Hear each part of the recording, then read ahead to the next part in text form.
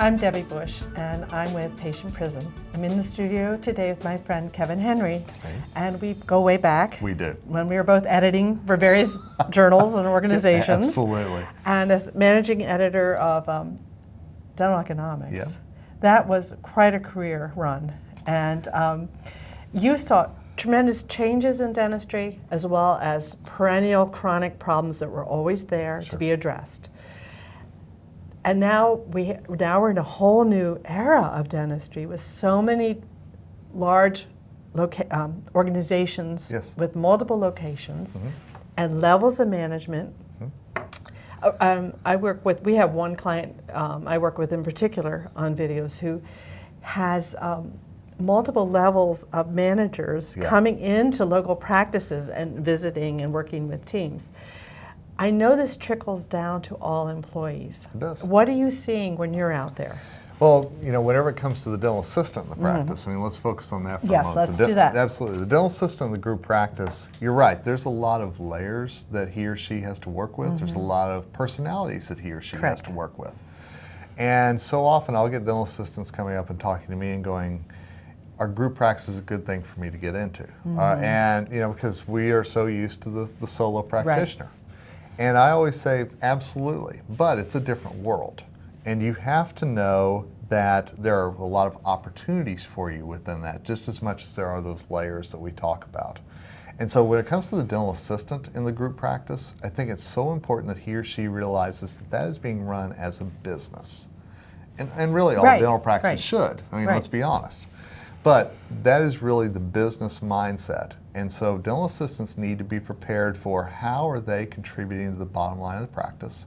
How can they be the most efficient? How can they be the most proficient at what they do? And that's going to take them staying on top of their clinical skills, on top of their sales skills, really on top of everything that they need in that whole package to be a great dental assistant. And they're also going to have to learn a lot of interpersonal skills as well, because like you said, it's not just one layer that they're dealing with. It's maybe 2, 3, 4. And those are all different personalities with all different mindsets. But at the end of the day, if you boil it all down, everybody's in there for patient care, and everybody's in there to take care of their patients.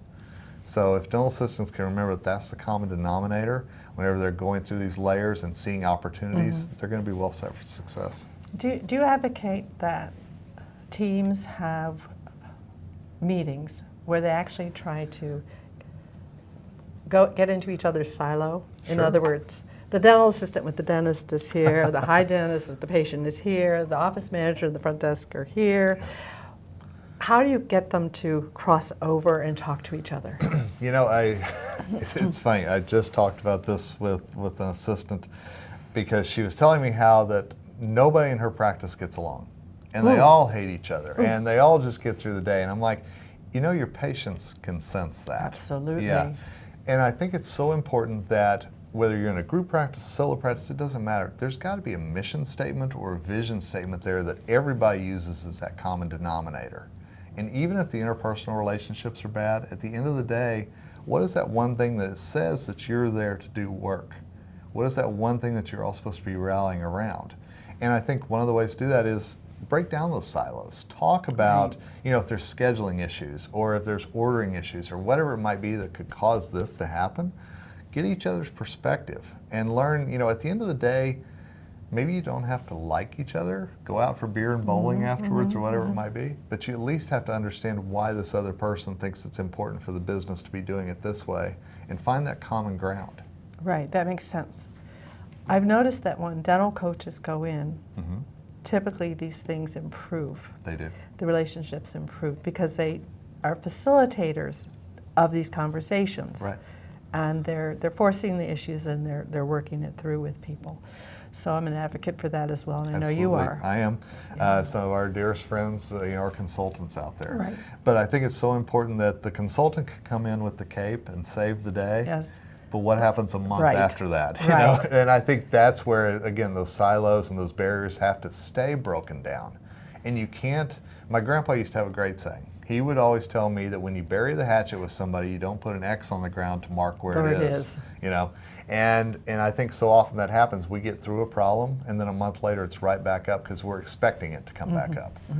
And so if a consultant comes in, works with a team, if you finally get through that battle, make sure that you've moved on. Make sure that you're actually implementing those great things, because those consultants have great ideas, but the team's got to implement it down the road.